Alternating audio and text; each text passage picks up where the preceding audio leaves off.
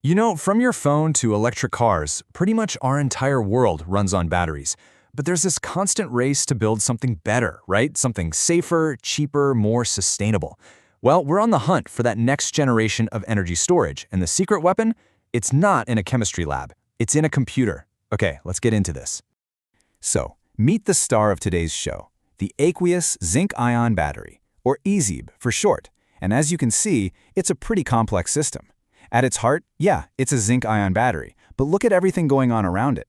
Scientists are tackling challenges everywhere, from improving the electrolytes to redesigning the anodes and the cathodes. It's an incredibly promising technology, but getting all these moving parts to play nice together, that's the real challenge.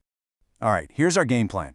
We're going to start with why we even need better batteries in the first place. Then we'll uncover a really critical flaw that's holding things back. We'll look at the old, slow way of trying to fix it, and then we'll see the complete revolution in how we discover new materials, all leading to the future of battery design. So first things first, the demand for energy storage is just exploding. And our current go-to tech, while it's been amazing, is really starting to show its limits. So on one hand, you've got the reigning champion, lithium-ion. It's in almost everything we own, but lithium is getting harder to find, and those flammable organic electrolytes they use, well, they can be a safety risk. Now, on the other hand, we have our challenger, the Aqueous Zinc-Ion Battery.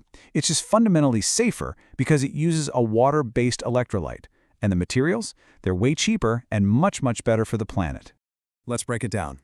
AZIBs have some serious perks. They have a super high theoretical capacity, which just means they can hold a ton of charge. They're made of materials like zinc and manganese that are abundant all over the Earth. They're inherently safe, thanks to that water-based design, and they're super cost-effective. I mean, on paper, they look like the perfect solution. But there's always a catch, isn't there? And that catch, that one big problem, is hiding in a single component, the cathode. This is the part that actually stores the energy. And the material everyone wants to use has incredible potential, but it also has this hidden, self-destructive flaw. Okay, so the hero of our battery story is manganese dioxide, or MnO2. It checks all the boxes, right? It's cheap, there's a ton of it, and man, it can pack a serious energy punch. You'd think it's the perfect material for the job. But here's the villain of the story, something called the Jahn-Teller distortion. Now, this is a seriously quirky effect from the world of quantum mechanics. Basically, when zinc ions enter the cathode, they interact with the manganese ions, and that causes the whole crystal structure to literally warp and deform. Think of it like a building's foundation starting to crumble. This damage is catastrophic, and it makes the battery's ability to hold a charge fade incredibly fast. So scientists knew about the problem, but for years, fixing it was this slow, painstaking process.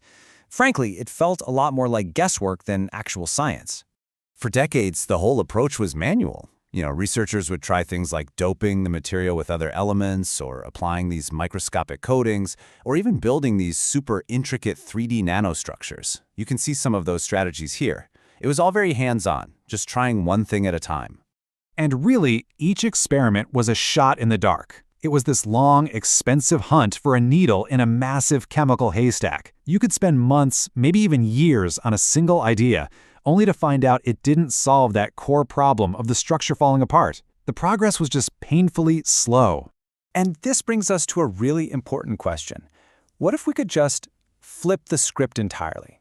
What if instead of guessing randomly, we could intelligently design the perfect material right from the very beginning? This is where the revolution really starts. Scientists are building a totally new discovery pipeline, trading in the chemistry bench for the supercomputer, and replacing all that guesswork with a powerful data-driven cycle of discovery. The new method works kind of like a computational funnel, just like you see here. Instead of mixing chemicals by hand, they feed these massive databases of potential materials into a series of virtual tests. Each stage gets more and more precise, funneling it all down to only the absolute most promising candidates, the ones that might just be immune to that destructive Jahn-Teller effect. So it starts at the basics, property screening. The computer just filters out materials that are too expensive or unstable. Then, using these really complex simulations called density functional theory, or DFT, the computer models all the quantum mechanics to predict how zinc ions would fit into the structures that are left. And, crucially, it figures out if they cause that damaging warp. And then finally, it calculates how easily those ions can zip around, which is key for a fast-charging, long-lasting battery. Just to give you a sense of the scale we're talking about, the process starts with over 163,000 potential materials. 163,000! That's the size of the haystack we're dealing with. It's a number that would be absolutely impossible to test in a real lab, not in 100 lifetimes. The contrast is, well, it's just staggering. What used to be a slow, manual, trial-and-error process in a lab has become a lightning-fast, computation-driven, intelligent design pipeline. This is a complete paradigm shift for material science. So what does this new power actually get us? I mean, it's not just about being faster, it's about fundamentally changing what is even possible. This AI-driven pipeline does way more than just find good candidates. It's discovering completely new materials that nobody had even thought to create before. It's establishing the basic design rules for what makes a stable cathode, the exact rules you need to follow to avoid that pesky Jahn-Teller problem. It literally connects a material's atomic structure to its real-world performance, and in doing so, it accelerates the entire field. And this is why it should matter to all of us. This kind of deep, fundamental research opens the door to some incredible new tech. I'm talking about safe, flexible batteries you could weave into your clothes, or maybe power tiny, biocompatible medical implants. By solving these core science problems, we unlock a whole new universe of applications. And don't just take my word for it. The researchers behind this work say that this combo of computation and machine learning isn't just a small step forward. It could be a total game changer for energy storage. We are really at a turning point here. And that leaves us with a pretty fascinating thought to end on. We've seen how AI can completely change the game in the search for a better battery. But this is just one field. With AI as our guide, as our co-pilot in discovery, what other world-changing materials are just out there, waiting for us to design them?